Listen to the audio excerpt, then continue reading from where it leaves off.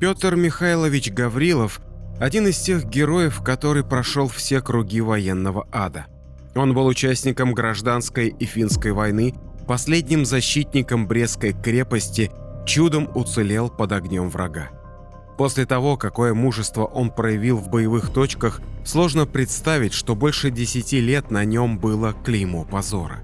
Его имя, как и других военнопленных, вернувшихся из нацистской неволи на родину, перечисляли через запятую вслед за шпионами и диверсантами. Именно такими глазами после победы смотрела на них власть, и, что обиднее всего, соотечественники. –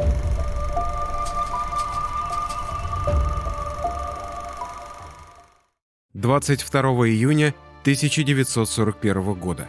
В 4 часа 15 минут мощный артобстрел разбудил весь Брест. Всего через несколько минут командир 44-го стрелкового полка, дислоцировавшегося в Брестской крепости, Петр Гаврилов будет убежден, что его близкие погибли под завалами, а его долг, как старшего по званию, дать отпор врагу. Петр Гаврилов возглавил восточный форт Брестской крепости. Вместе с 4 сотнями бойцов он находился в полном окружении 32 дня, оказывая героическое сопротивление. Потеряв всех бойцов, Гаврилов продолжил сражаться с гитлеровцами в одиночку и стал последним защитником Брестской крепости.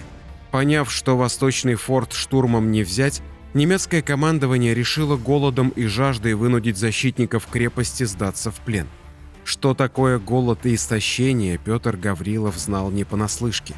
Нищету испытал еще мальчишкой. Живя в глухой татарской деревушке и работая батраком у зажиточных крестьян, он не от хорошей жизни воровал хлеб для матери и глухонемого брата, чтобы родные люди не умерли с голода. Была у Гаврилова особая черта. Если что-то не давалось, то в мальчишке просыпалось какое-то дьявольское упрямство, даже злость, жажда добиться своего во что бы то ни стало. В 14 лет Петр решил попытать счастье в большом городе и из деревни переехал в Казань.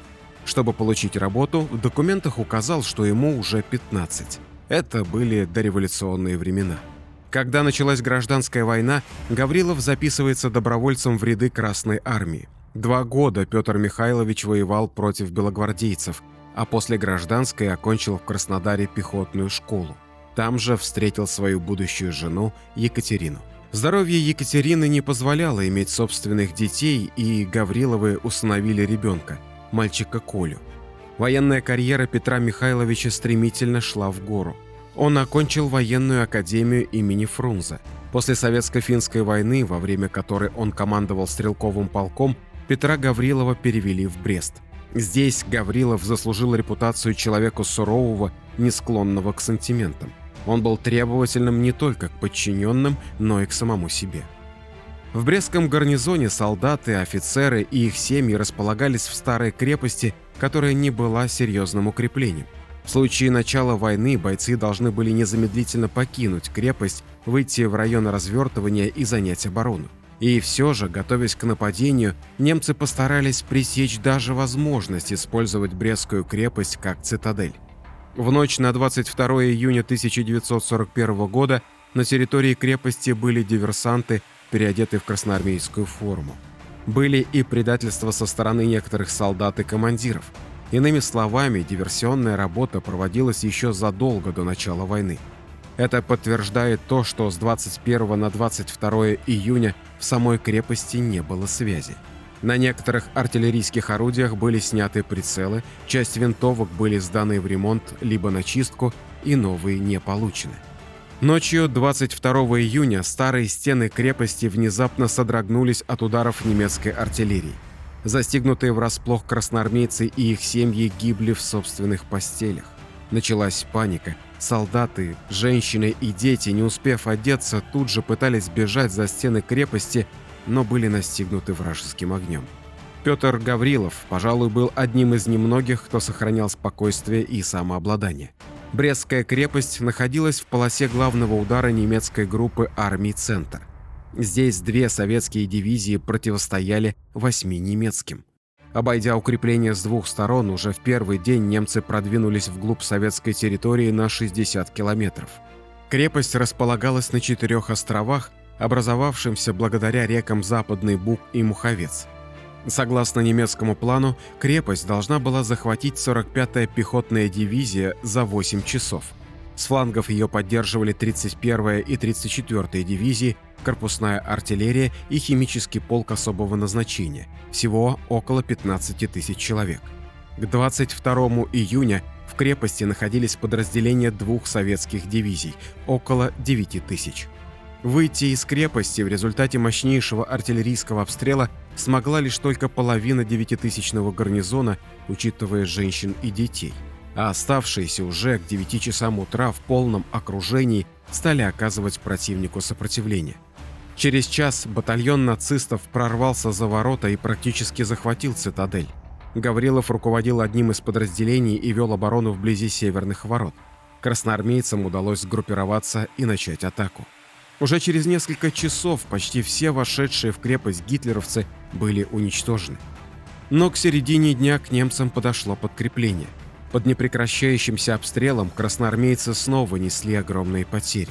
Не хватало медикаментов, всюду были слышны стоны раненых бойцов и плач испуганных детей. Гаврилов пытался установить связь с другими подразделениями и организовать централизованную оборону крепости, но безуспешно. Тогда он с остатками подразделения от северных ворот отошел в Восточный форт и там встретил 4 сотни бойцов из 393-го отдельного зенитного арт-дивизиона с запасом боеприпасов и продовольствия. Гаврилов возглавляет оборону на этом участке. Это оставался последний и единственный очаг сопротивления. Майор Гаврилов в казематах внешнего вала организовал штаб обороны и лазарет для раненых. Была налажена связь по всему Восточному форту. 400 бойцов разделены на 3 отряда, каждому поручен свой участок обороны. Через несколько дней в немецких донесениях появилось сообщение. Северный остров практически полностью зачищен. Сопротивление оказывает только Восточный форт, к которому невозможно подступиться, имея пехотные средства. На 3-й день стали заканчиваться запасы воды. Водопровод был выведен из строя. Лето стояло жаркое и душное. Клубы дыма и грязи заполнили гарнизон. Дети перестали плакать и тихо умирали. Лица бойцов почернели, а запекшиеся от жары губы кровоточили. Вода нужна была не только людям, но и пулеметам для охлаждения. Пытаясь пробраться к реке за живительной влагой, очень многие гибли. Немецкие пулеметчики целенаправленно ждали тех, кто посмел спускаться за водой. За один котелок воды жизнь отдавали несколько красноармейцев. Гаврилов понимал, дети умрут от жажды и истощения, если у них не появится шанс выжить. Именно тогда он отдал приказ женщинам с детьми сдаться в плен. Последний очаг сопротивления мешал немецкой армии двигаться дальше. Лишь после жестких бомбежек немцы смогли овладеть Восточным фортом. 29 июня юнкерсы обрушили на форт шквал 500-килограммовых бомб. Во второй половине дня прямое попадание 1800-килограммовой бомбы в форт вызвало детонацию боеприпасов на складе. Взрыв был таким сильным, что сотряс не только крепость, но и город. Можно себе представить, какой ад царил в казематах форта. Те, кто уцелел, около 300 человек, оказались в плену. Немецкие автоматчики обшаривали каземат за казематом, труднодоступные помещения выжигали огнеметами. Майор Гаврилов выжил в этой мясорубке и уже 5 июля со своим небольшим отрядом принял очередной бой, после чего с ним осталось только 3 красноармейцев. Посовещавшись, они решили разойтись, попытаться выбраться из крепости самостоятельно, каждый в своем направлении. Ночью Петр Гаврилов пробрался в капониры земляного вала на Кобринском укреплении. Там он нашел конюшню, которая стала его последним укрытием. Месяц без воды и еды, жизнь под землей без дневного света отняли у майора последние силы. Он ослаб и находился в крайней степени истощения. Последний бой Петр Михайлович принял, когда его случайно обнаружили. Он, забыв про боль, усталость, схватил пистолет, ранил нескольких солдат и бросил гранату, после чего упал без сознания. В таком состоянии его и взяли в плен. Это произошло 21 июля 1941 года. На пленного майора пришел посмотреть весь командный состав 45-й пехотной армии. Такого проявления героизма они не встречали нигде в Европе. Майор дышал, но выглядел как труп. Немцы не могли поверить, что еще несколько минут назад этот человек мог сражаться. Майор Гаврилов попал в лагерь военнопленных, который располагался в Бресте. Пленные советские врачи выходили Петра Михайловича. Когда Гаврилов пришел в себя и смог говорить, его вызвали на допрос. Он скрыл свою настоящую фамилию и представился лейтенантом Галкиным. Под этой фамилией он прошел почти все концлагеря. После концлагерей Петр Гаврилов, как и все советские военнопленные, по закону того времени попал под фильтрацию, проверку СМЕРШ, главной задачей которого была борьба с изменниками Родины. В результате проверок Петр Гаврилов в пособничестве немецкой армии уличен не был. Его восстановили в звании командира полка и отправили служить на Дальний Восток начальником 8-го лагерного отделения Главного управления лагерей железнодорожного строительства. Там он служил до 1946 года. После службы Петр Михайлович возвращается в Татарстан, где на него обрушивается новая волна проверок. Он не мог предъявить свой партийный билет, утерянный при обороне крепости. За это его исключили из партии, так проявлялась форма общественного недоверия. Отношение к военнопленным в те времена было негативным. Но самым болезненным ударом для Гаврилова стало отношение земляков. Односельчане встретили его холодно, они относились к нему как к изменнику.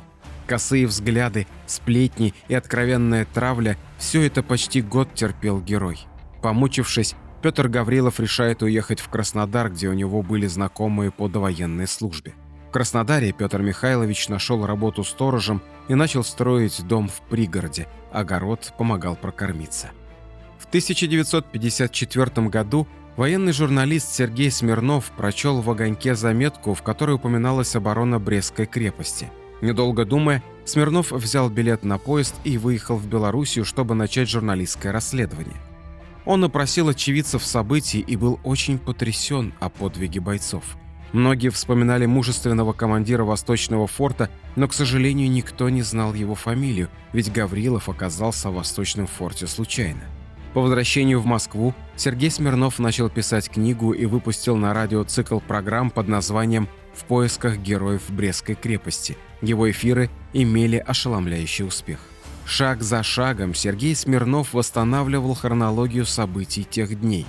К нему вереницей потянулись защитники Брестской крепости, прошедшие концлагеря со своими печальными историями. Московская квартира журналиста стала единственным местом в стране, где бывших военнопленных, защитников Брестской крепости, ждали. Готовы были выслушать, понять и помочь. Однажды в квартиру журналиста Смирнова раздался звонок. На пороге стоял Петр Гаврилов.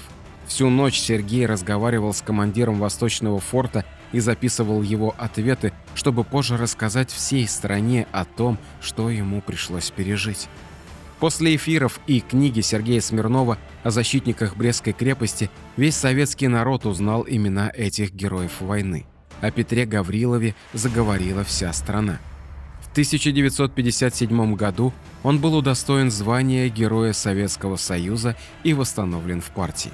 Из жизни Петр Гаврилов ушел в 1979 году.